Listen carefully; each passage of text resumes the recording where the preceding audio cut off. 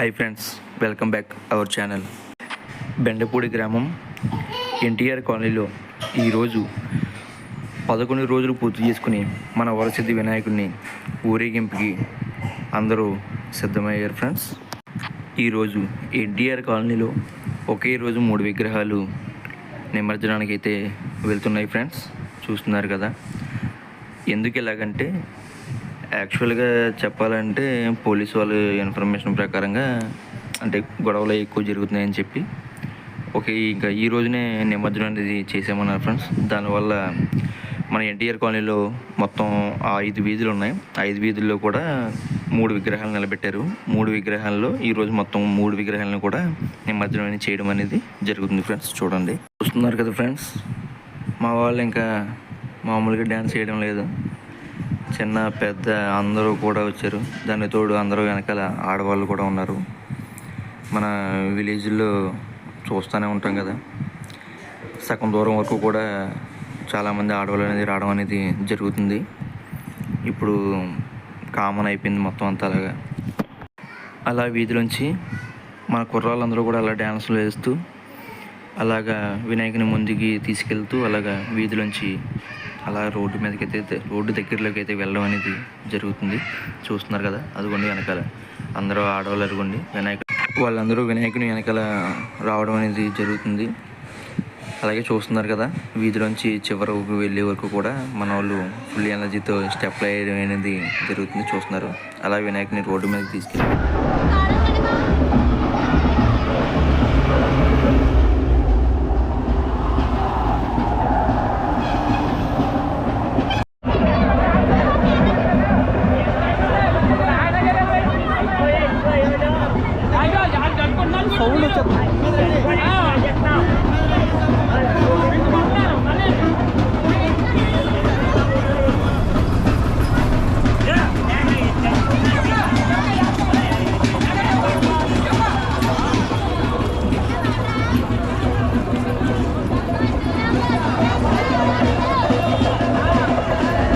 చూస్తున్నారు కదా ఫ్రెండ్స్.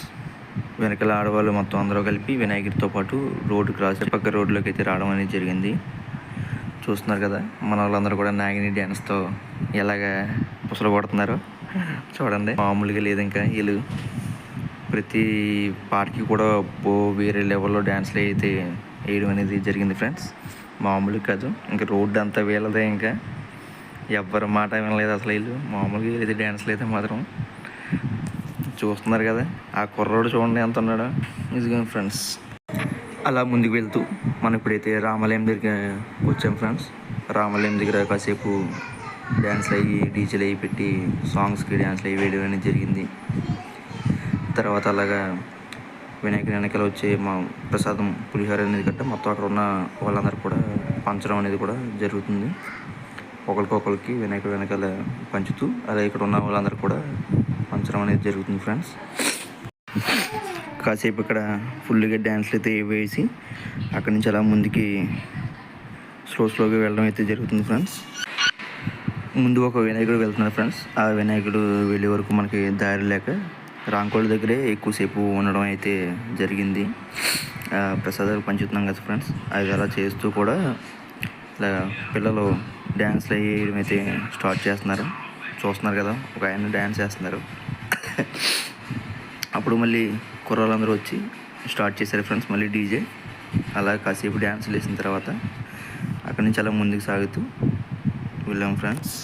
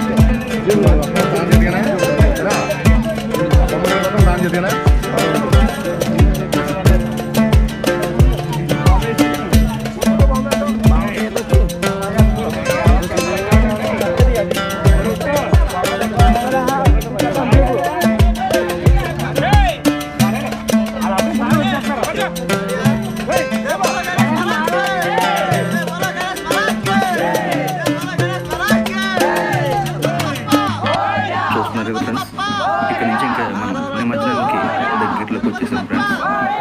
చూస్తున్నారు కదా, కొంచెం ఎదురుకి వెళ్తే రైట్ సైడ్లో పెద్ద చెరువు ఉంటుంది. చెరువు అది చాలా ఫేమస్. అది 29 తారీఖున చాలా పెద్ద సంబరం జరుగుతుంది ఫ్రెండ్స్. ఈ ఊరిలో చాలా అంటే చాలా పెద్దది. నెక్స్ట్ వీక్ వినాయకుని నిమజ్జనానికి అందరూ కూడా చాలా సహకారం చేశారు ఫ్రెండ్స్. ఎటువంటి గొడవలు వినాయకుని అయితే మనం ఇలాంటి జరగడానికి కారణం ఏంటంటే మన కమిటీ కుర్రాళ్ళు, మన పెద్దలు అందరూ కూడా. Thank you friends.